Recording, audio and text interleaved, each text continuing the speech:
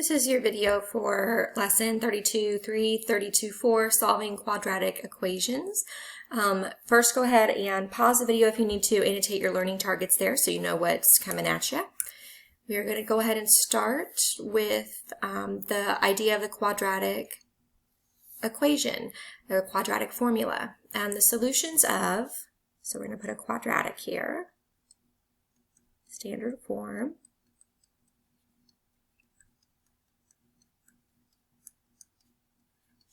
Where a cannot be 0, because if a were 0, it would cancel out this x squared, making it a linear function. So keep that in mind. So it has to be a quadratic, which is noted with the x squared, is x equals, and this is the quadratic formula, negative b plus or minus the square root of b squared minus 4ac all over 2a. Okay, so there's a lot going on there. Really, you're just identifying your A, your B, your C, plugging them in, and kind of simplifying that expression using order of operations, of course. Remember, if you need a refresher on order of operations.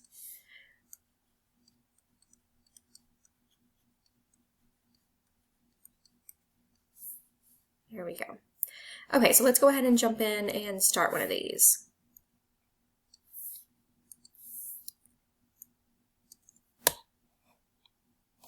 Again, number one, the first thing we're going to do is identify our A, our B, and our C. So our A is in front of the x squared, our B is in front of the x, and our C is the constant, or the number by itself. We're going to plug it in to that formula structure. Oops. There we go.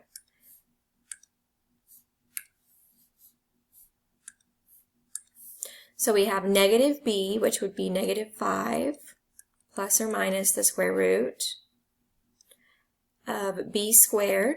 So b, again, squared, minus 4 times a times c all over 2a. So we're going to start simplifying what we can. We have negative 5 plus or minus. And I'm going to go and break down what is in the, under the radical, I should say. 5 squared is 25 minus whatever 4 times negative 3 times 2 is. So minus, would that be 20, or excuse me, minus a negative 24, which would turn us back positive to a positive 49. I didn't need that big of a radical, I apologize. 2 times negative 3 would give us our negative 6. Okay. Let's see if I can, that's going to do what I want it to do. Let me fix that real quick so I can use it. I need to use that space. Dramatic pause. There we go. Okay. Oh, perfect.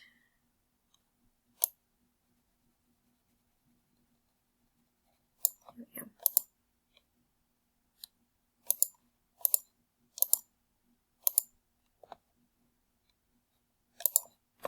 All right, so we can go ahead and break down the square root of 49, which of course is 7. So now I have negative 5 plus or minus 7 over negative 6. So I can go ahead and break this out into two different problems now, because I have one with the addition and a different problem with the subtraction, which is going to give me most likely two answers here, which, remember, it's okay for quadratic functions, those parabolas, to have two solutions or two x-intercepts. So I have negative 5 plus 7 over negative 6. And negative 5 minus 7 over negative 6. So this is going to give me 2 over negative 6, which is a negative 1/3. And this is going to give me negative 12 over negative 6, which is a positive 2. Okay, so that concludes that first problem there. We were able to use the quadratic formula to solve that quadratic function. All right, so when you're ready, go ahead and pause the video. Feel free to try number 2.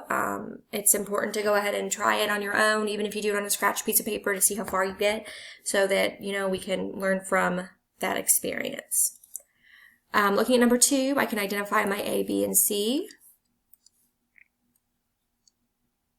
The first thing I have to do is subtract this 5 and bring it over here, which would actually turn this into a negative 20, because I want a 0 on one side and everything else on the other side. So minus 5 would give me a negative 20 there for my C value. So that's important to note.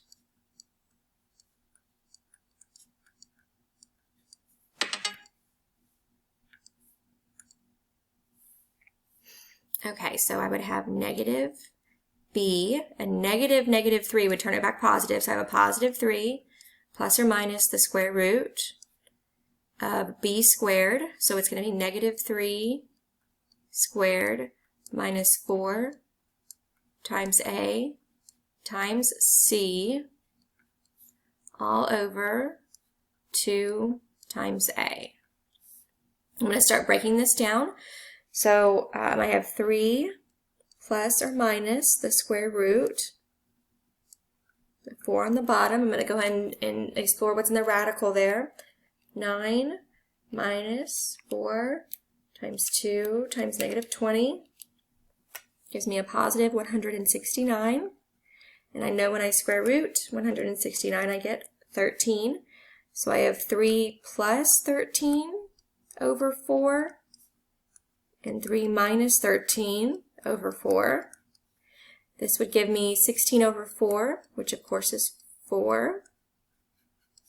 And this would give me negative 10 over 4, or negative 5/2.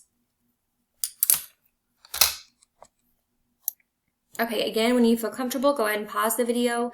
Try number 3 on your own. I'm going to identify my A, my B, and my C, and then start with my formula. Negative B plus or minus the square root of B squared minus 4AC all over 2A. So we get negative 3 plus or minus. I'm going to go ahead and break that down there. So we have 9 minus 4 times 1 times negative 10. Gives me a 49 under the radical over 2. Square root of 49 is 7, so I have negative 3 plus 7 over 2.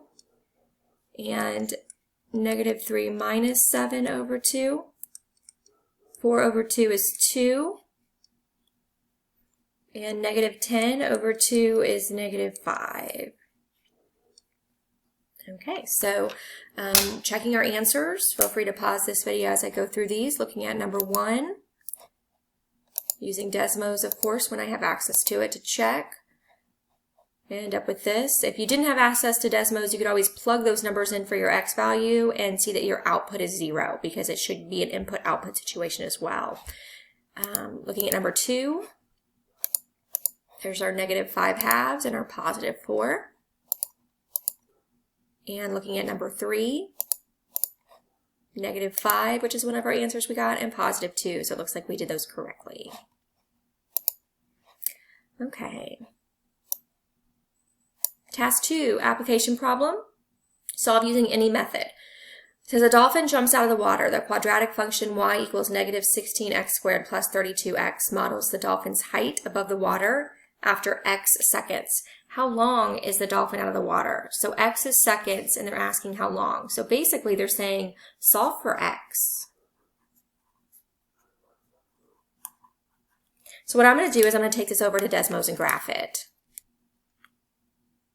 Okay, so this is what we end up with, and basically it's the dolphin at 0 seconds, because remember x is seconds, jumping out of the water, goes up to a height up here at my maximum, which happens to be 16 feet.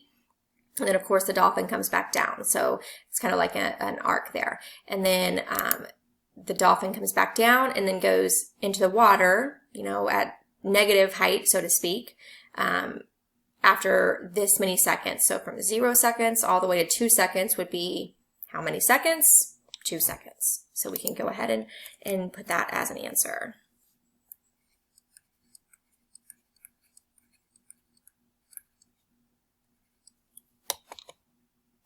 And then I just sketched a quick little graph just to show my process there. Nothing too fancy, obviously.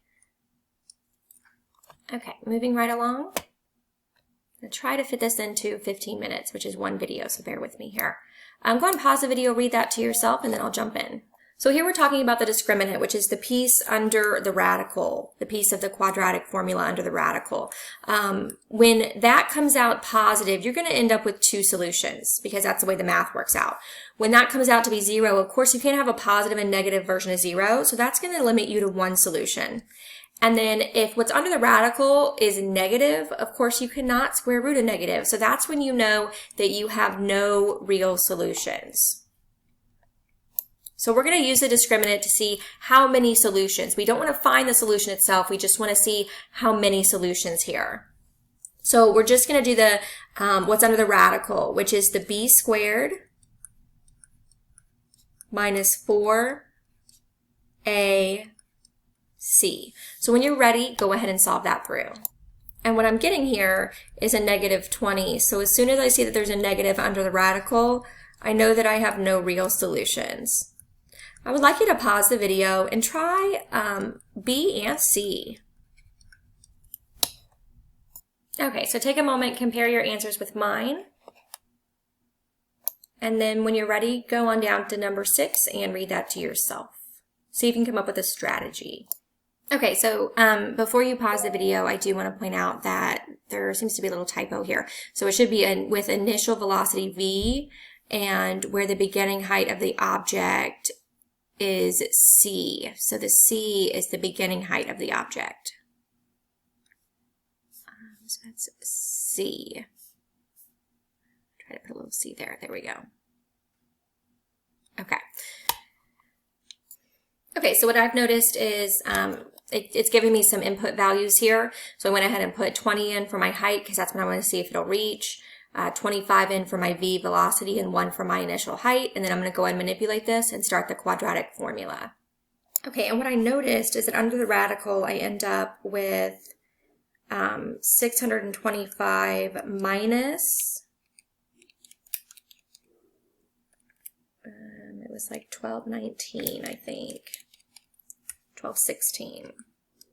And of course, that's going to be a negative number. So as soon as I know that it's negative, I know that there's no solution here, which means the height will not reach that 20 mark. It ends up being like a negative 591. So there's no solution here, meaning that this problem cannot be solved. Fix that. No real solution, I should specify.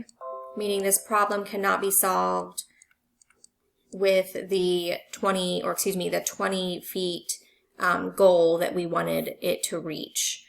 So maybe if it was a little bit lower, it would come out a real solution, which means it would reach this height, but 20 feet is too tall. So that is a no solution. I was able to see that just with a discriminant. I didn't really have to do any other piece of the quadratic formula there. As soon as I got to that discriminant, I knew I was done. So that's a good example of when the discriminant is helpful. All right, I believe that concludes your video for quadratic formula and the discriminant.